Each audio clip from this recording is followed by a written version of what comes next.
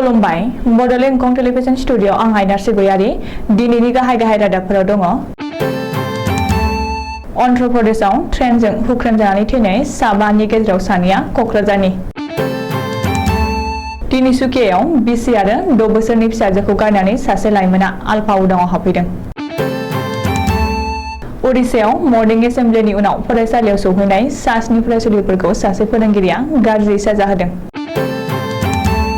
Bijni post office मोखाङाव गंसे स्कुटिनि दिगिनिफ्राय सिखावा 3 लाख रां खावदों। बङाइगावआव मानसियानो मानसिनि बेदरखौ सावनानै जादों। दानिया फैदो आबुं रादाबाव।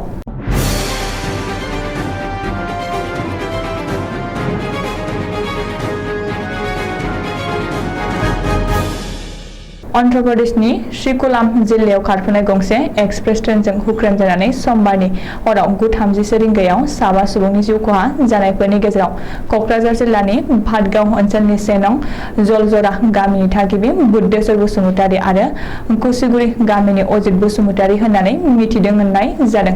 अदेबानि गुबुन 3खौ पुलिसआ सिनायथि होनो हायाखै। मख'नो गोनांदि बे जाथायाव गोबां जोखोमबो जादोंमोन।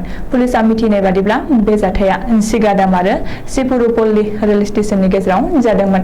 कायामबाटार सिलचर एक्सप्रेस 12515 नम्बरनि रेलनिफ्राय माखासे हान्थियारिफोरा ट्रेननि चेनखौ बोनानै लामा ससेयाव ओंखारदोंमोन आरो गुबुन मोनसे रेल लाइनखौ बारस'नाय समावनो मुम्बाइ कानार एक्सप्रेस ट्रेनआ सौख्लायफैनायाव बे जाथाया जादों होननानै सुलुङाव फोरमायदों। जायगायावनो साबाया थैखादों आरो गोबां जोखोम जादों। श्रीकुलाम जिल्लानि जिल्ला बेंगिरि श्रीकेश बि लाटकारा खौरां मोननाय लोगो लोगोनो बै जायगायाव थांनानै रैखाथिनि खामानिखौ थाबैनो मावदोंमोन आरो बे जाथायनि सायाव अन्ध्र प्रदेशनि गिबि मन्त्रि वाइ.एस. जगन मोहन रेड्डीआ जोबोद दुखु मोननाय फोरमायदों आरो हानायमानि जाब्रबथाय जाजानाय दुखुथिया सुबुंफोरखौ हेफाजाब होगोन होननानै बुंदों। आथिखालाव सानैनिबो गोथै देहाखौ रेल बिफाना गावबा गावनि नखराव दैथायहरनायनि बिबानखौ लाबाय होननानै मिथिहोदों। आथिखालाव खर'सा आसामनि दाब दाब जायगानिफ्राय परेश बरुवाजों दैदेनजानाय आलफा उदाङाव हाबफैनाय खौराङा सानफ्रामबो गोजौ सिरियाव जायगा मोनबोदों। तिनिसुकिया जिल्लानि बालुपारानि थागिबि रान्दि हिनजाव भगवती गोहायनि फिसाज्ला गेदेर ऋतुराज गोहाया गावनि अनजालि बिसि आरो 6 बोसोर बैसोनि सासे फिसाजोखौ गारनानै आलफा उदाङाव हाबफैनायनि खौरां मोननाय जादों।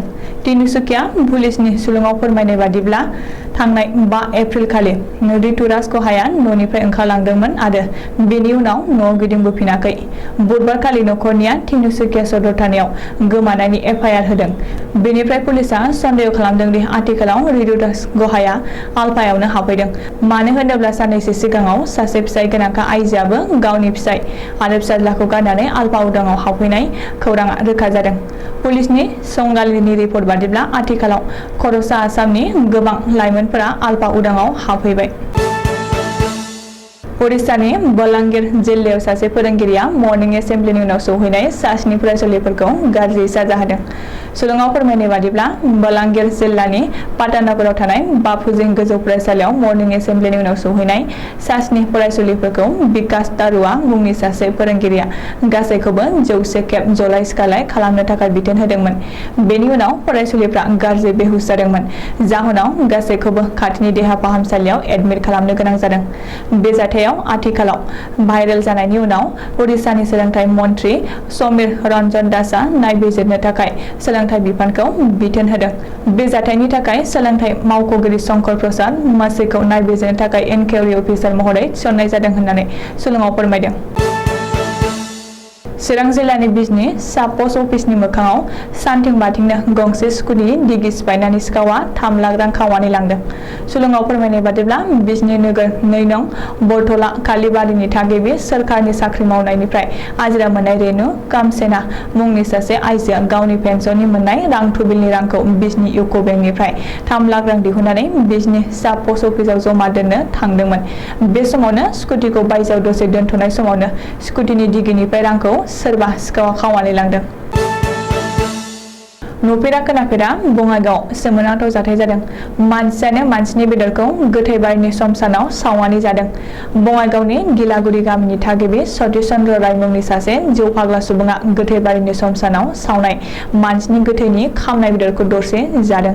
जाथायखौ गामिनि बयबो नुदोंमोन। बेनि उनाव गामिनि रायजो राजाया मेल खुंनानै मानसि गोथै जाग्रा सतीश चन्द्र रायखौ गामिनिफ्राय होखारहरनायनि थांखि लादों होननानै गामिनि दैदेनगिरिया बुधबारखालि फुंनि समाव खौरांगिरिनि सिगाङाव फोरमायदों।